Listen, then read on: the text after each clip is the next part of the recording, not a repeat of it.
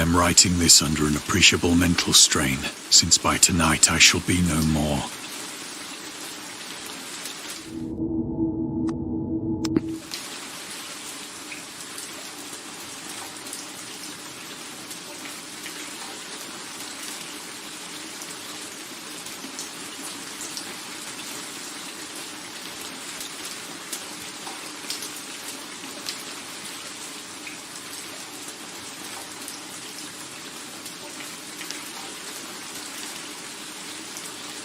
Penniless, and at the end of my supply of the drug which alone makes life endurable, I can bear the torture no longer, and shall cast myself from this garret window into the squalid street below.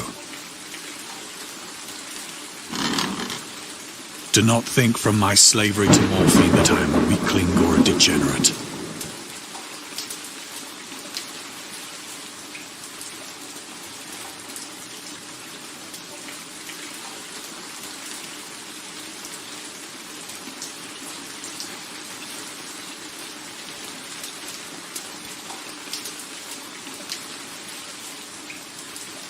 When you have read these hastily scrawled pages, you may guess, though never fully realize, why it is that I must have forgetfulness or death.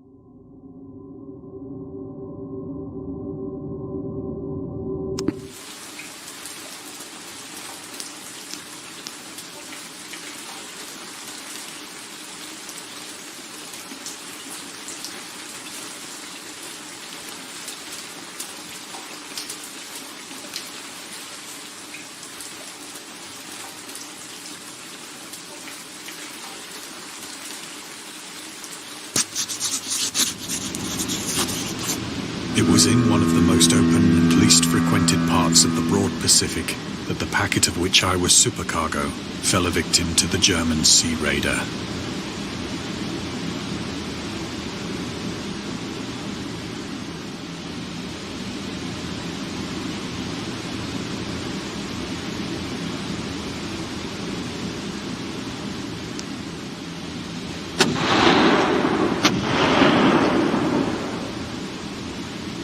The Great War was then at its very beginning, and the ocean forces of the Hun had not completely sunk to their later degradation.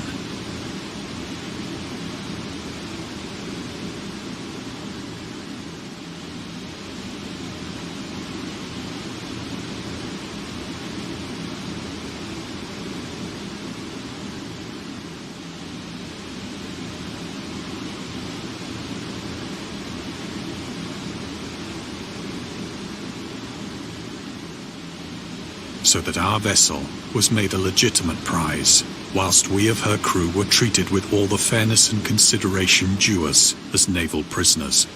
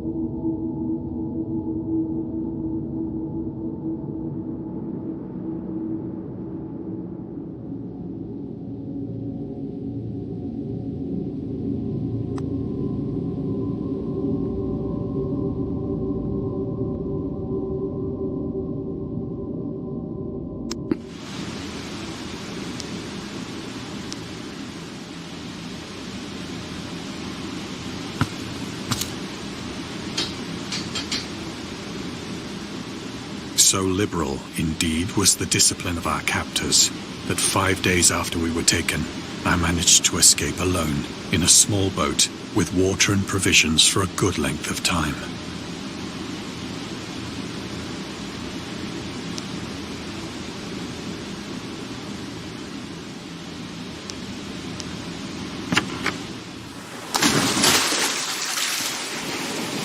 When I finally found myself adrift and free, I had but little idea of my surroundings.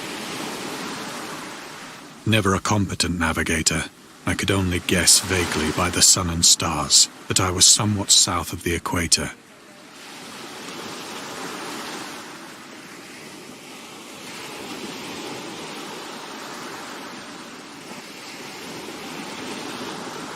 Of the longitude, I knew nothing, and no island or coastline was in sight.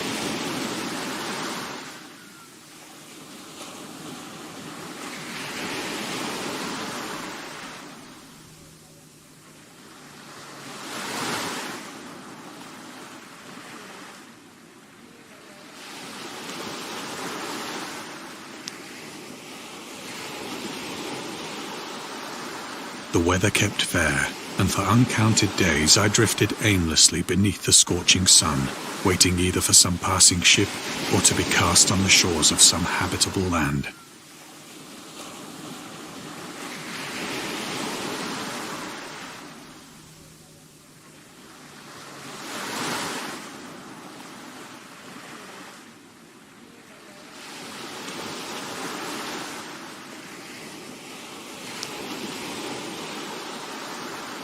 But neither ship nor land appeared, and I began to despair in my solitude upon the heaving vastness of unbroken blue.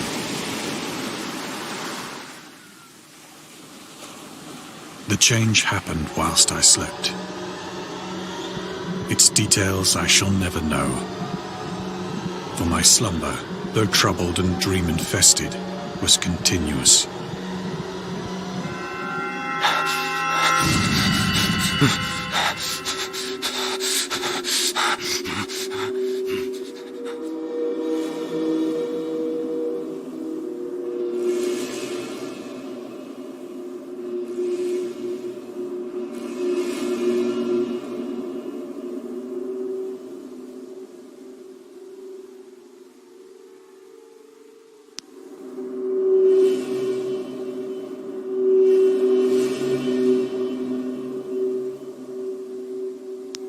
When at last I awoke, it was to discover myself half sucked into a slimy expanse of hellish black mire, which extended about me in monotonous undulations as far as I could see,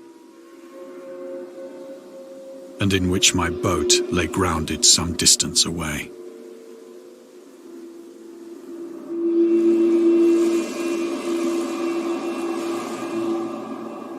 Though one might well imagine that my first sensation would be of wonder at so prodigious and unexpected a transformation of scenery, I was in reality more horrified than astonished.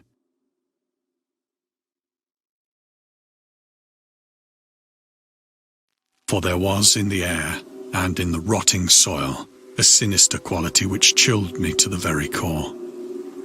The region was putrid with the carcasses of decaying fish, and of other, less describable things which I saw protruding from the nasty mud of the unending plain.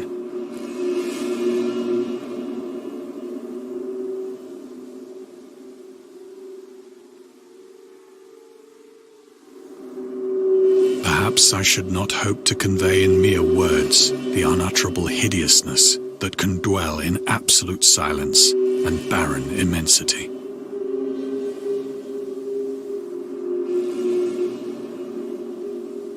There was nothing within hearing, and nothing in sight, save a vast reach of black slime. Yet the very completeness of the stillness and the homogeneity of the landscape oppressed me with a nauseating fear.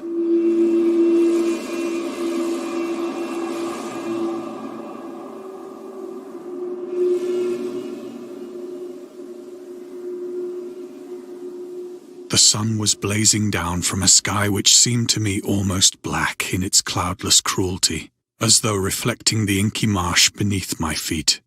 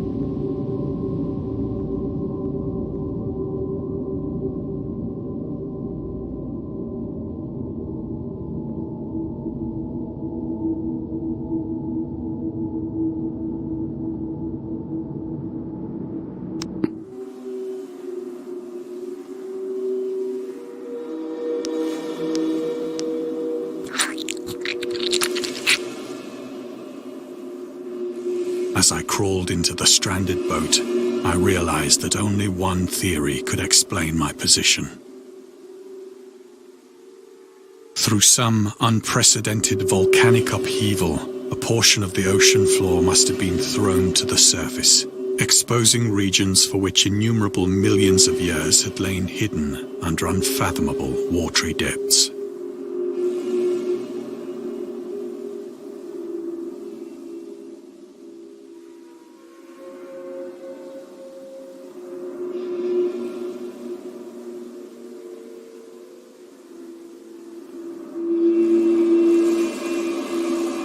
So great was the extent of the new land which had risen beneath me that I could not detect the faintest noise of the surging ocean, straining my ears as I might.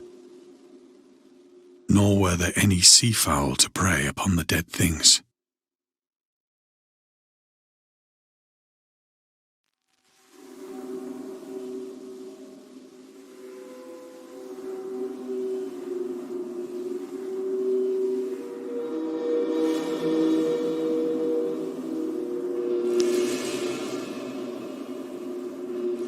For several hours I sat thinking or brooding in the boat, which lay upon its side and afforded a slight shade as the sun moved across the heavens. As the day progressed, the ground lost some of its stickiness and seemed likely to dry sufficiently for traveling purposes in a short time. That night I slept but little, and the next day I made for myself a pack containing food and water, preparatory to an overland journey in search of the vanished sea and possible rescue.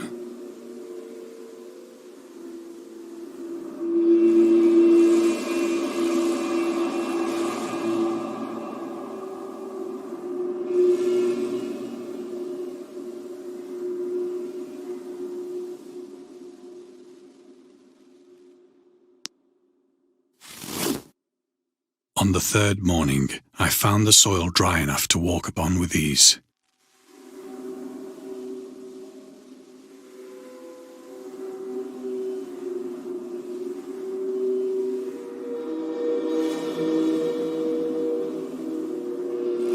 The odor of the fish was maddening, but I was too much concerned with graver things to mind so slight an evil, and set out boldly for an unknown goal.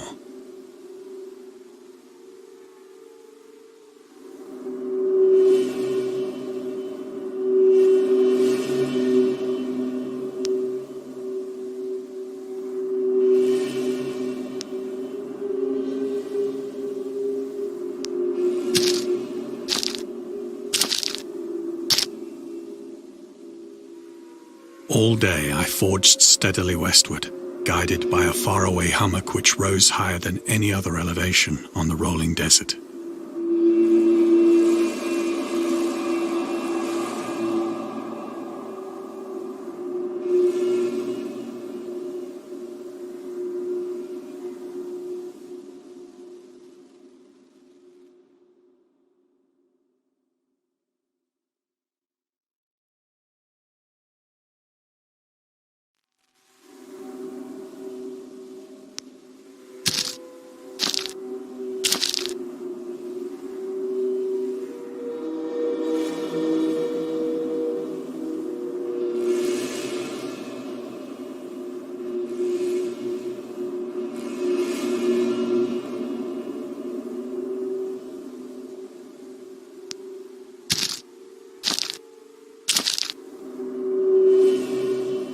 That night, I encamped, and on the following day still travelled toward the hummock, though that object seemed scarcely nearer than when I had first espied it.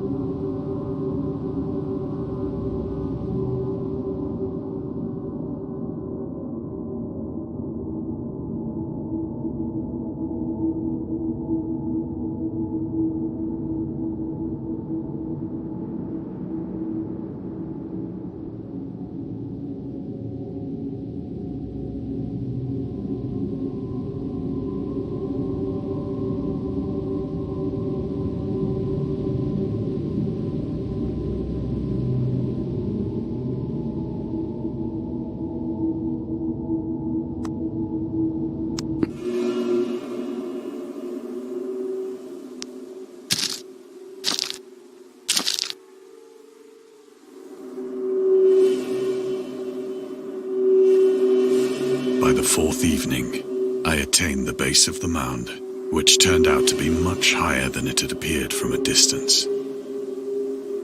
An intervening valley setting it out in sharper relief from the general surface. Too weary to ascend, I slept in the shadow of the hill.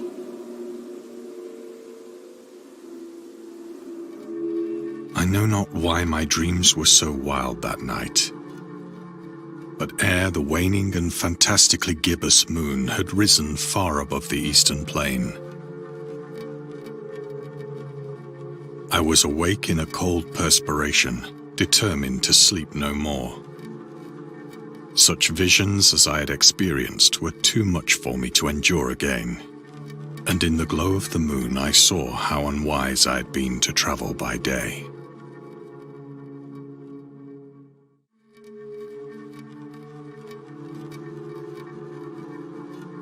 Without the glare of the parching sun, my journey would have cost me less energy. Indeed, I now felt quite able to perform the ascent which had deterred me at sunset. Picking up my pack, I started for the crest of the eminence.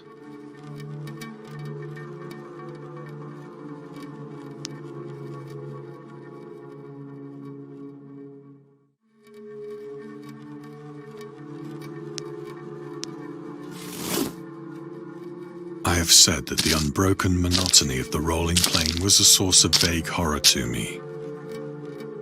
But I think my horror was greater when I gained the summit of the mound and looked down the other side into an immeasurable pit or canyon,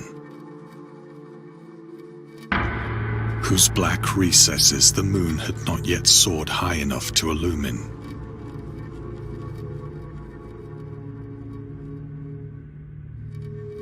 I felt myself on the edge of the world, peering over the rim into a fathomless chaos of eternal night. Through my terror ran curious reminiscences of Paradise Lost, and of Satan's hideous climb through the unfashioned realms of darkness. As the moon climbed higher in the sky, I began to see that the slopes of the valley were not quite so perpendicular as I had imagined.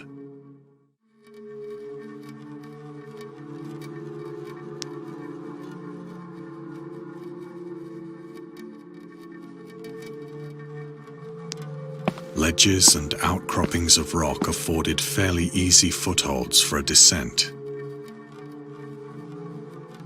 whilst after a drop of only a few hundred feet, the declivity became very gradual.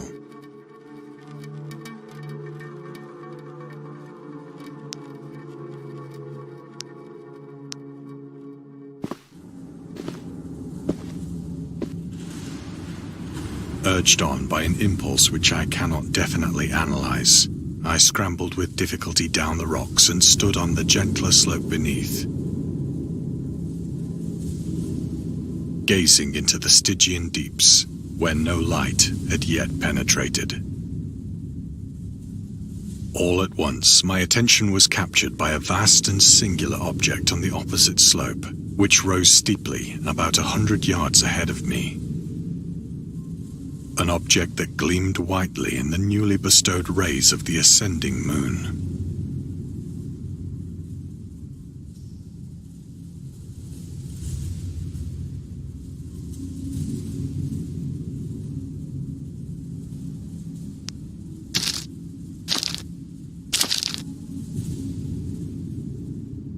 That it was merely a gigantic piece of stone, I soon assured myself. But I was conscious of a distinct impression that its contour and position were not altogether the work of nature. A closer scrutiny filled me with sensations I cannot express.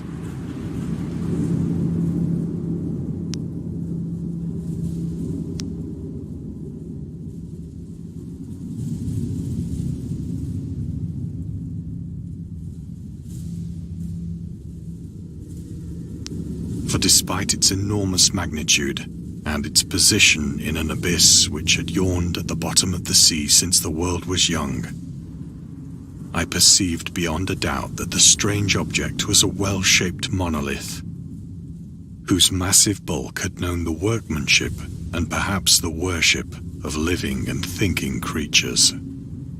Dazed and frightened, yet not without a certain thrill of the scientist's or archaeologist's delight, I examined my surroundings more closely.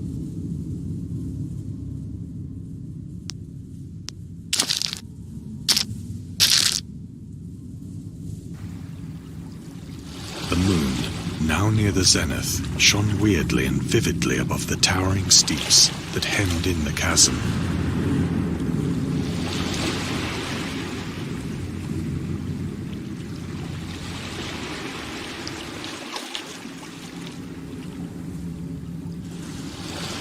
And revealed the fact that a far-flung body of water flowed at the bottom, winding out of sight in both directions and almost lapping my feet as I stood on the slope. Across the chasm, the wavelets washed the base of the Cyclopean monolith, on whose surface I could now trace both inscriptions and crude sculptures.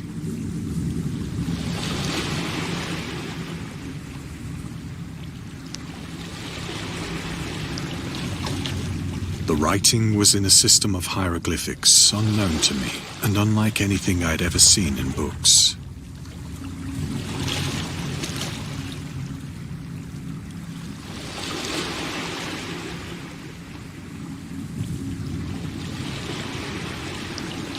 Consisting for the most part of conventionalized aquatic symbols such as fishes, eels, octopi, crustaceans, mollusks, whales, and the like.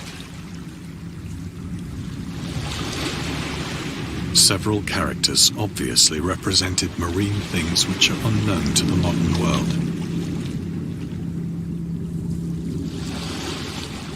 But whose decomposing forms I had observed on the ocean-risen plain. It was the pictorial carving, however, that did most to hold me spellbound.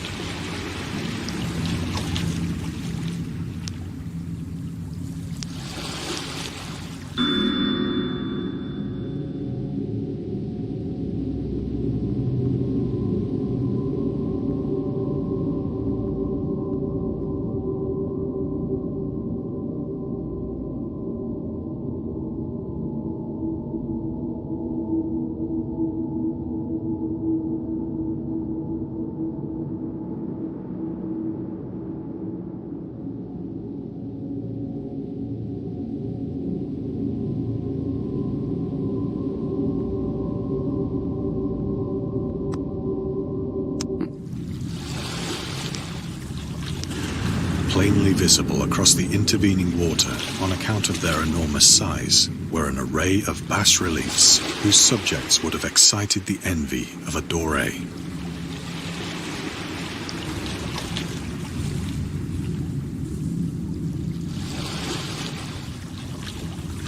I think that these things were supposed to depict men, at least a certain sort of men.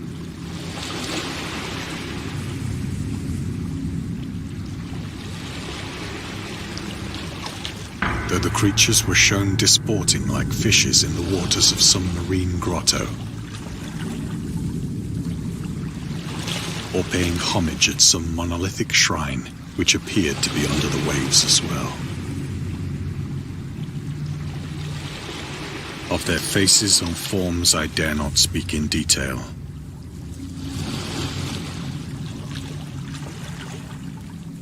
For the mere remembrance makes me grow faint. Grotesque beyond the imagination of a Poe or a Bulwer.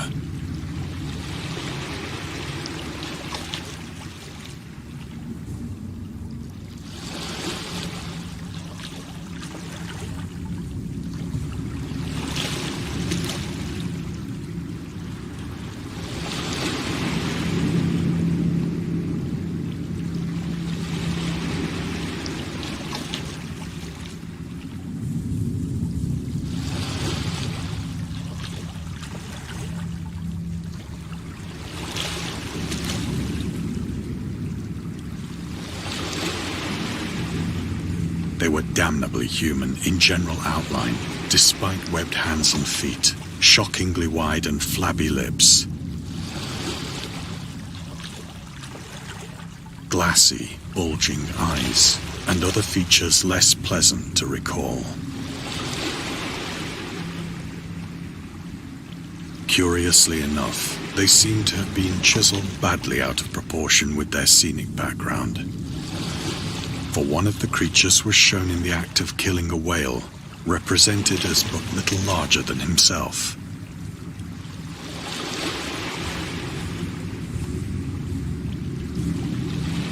I remarked, as I say, their grotesqueness and strange size, but in a moment decided that they were merely the imaginary gods of some primitive fishing or seafaring tribe. Some tribe whose last descendant had perished eras before the first ancestor of the Piltdown or Neanderthal man was born.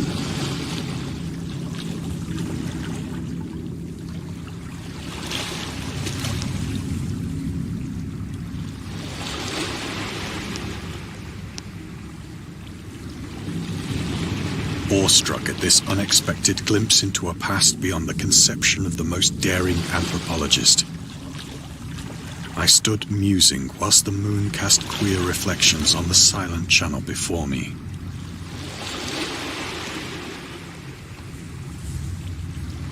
Then, suddenly, I saw it.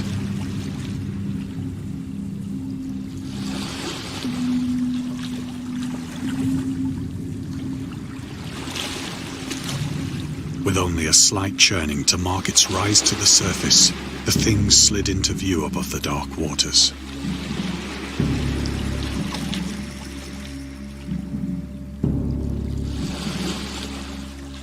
Vast, Polyphemus-like and loathsome, it darted like a stupendous monster of nightmares to the monolith.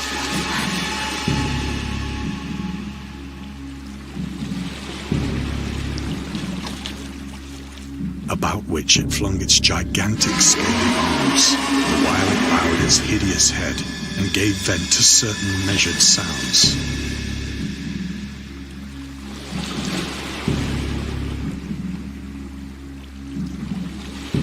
I think I went mad then.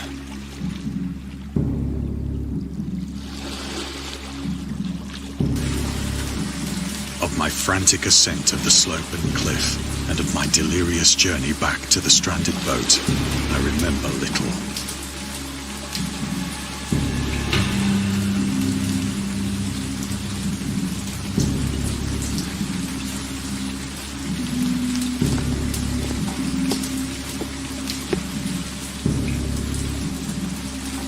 I believe I sang a great deal and laughed oddly when I was unable to sing.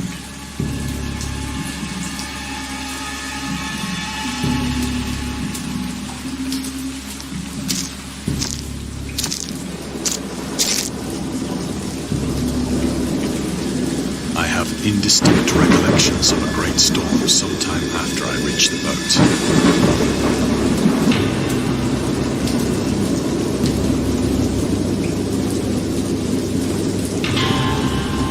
At any rate, I know that I heard pearls of thunder and other tones which nature utters only in her wildest moods.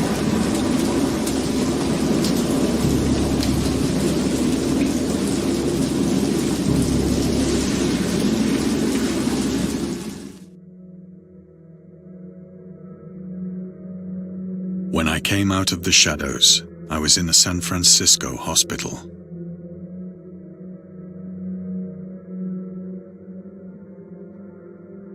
Brought thither by the captain of the American ship which had picked up my boat in mid-ocean.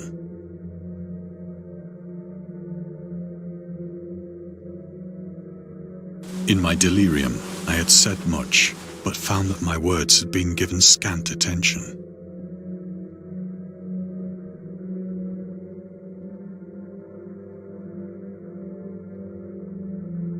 Of any land upheaval in the Pacific, my rescuers knew nothing.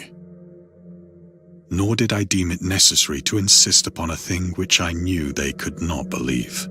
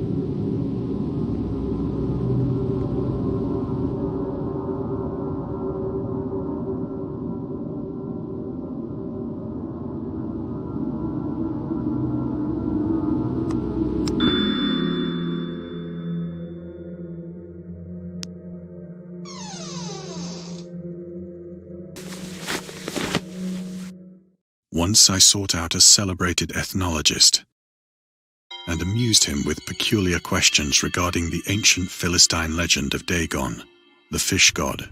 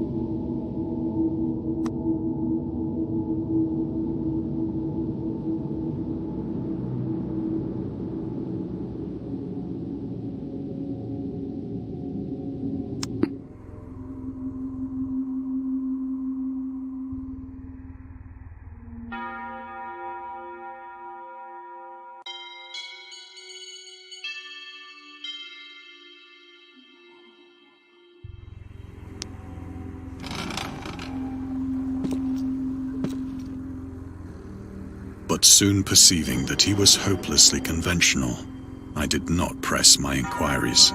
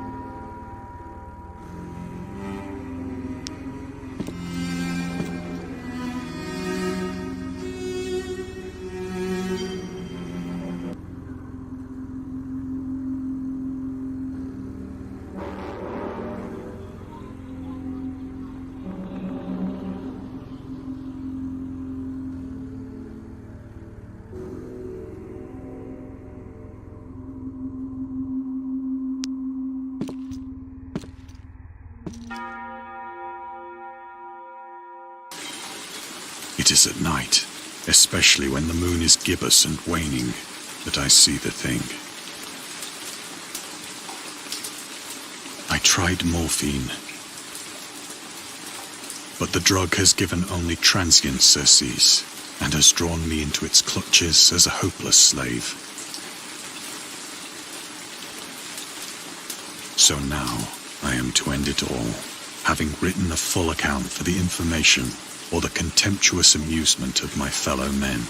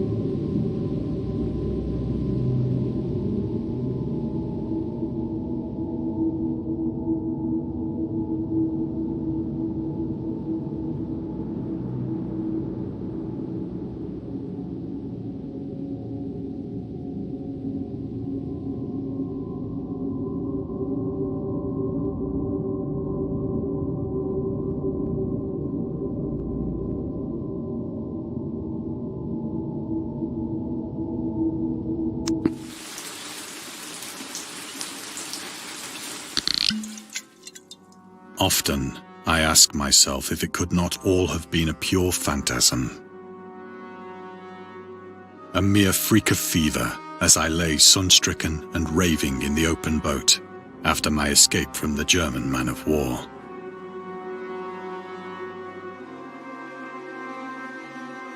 This I ask myself but ever does there come before me a hideously vivid vision in reply.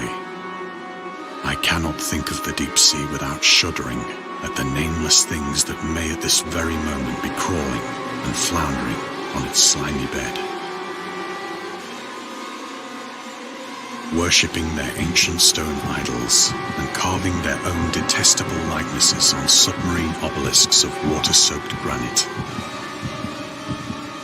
I dream of a day when they may rise above the billows to drag down into their reeking talons the remnants of puny, war-exhausted mankind.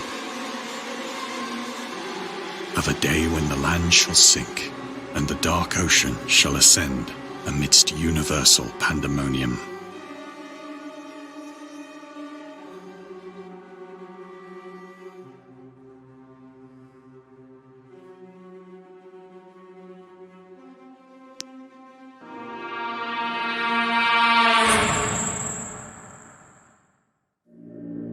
The end is near.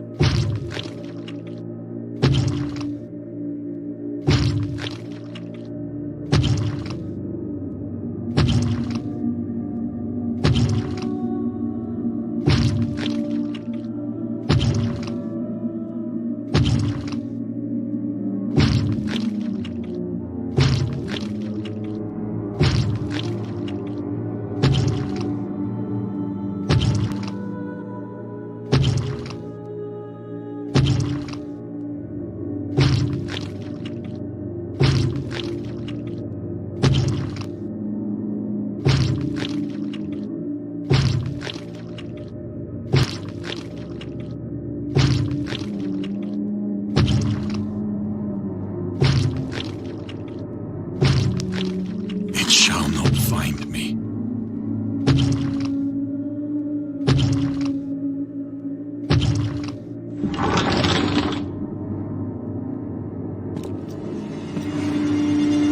God, that hand!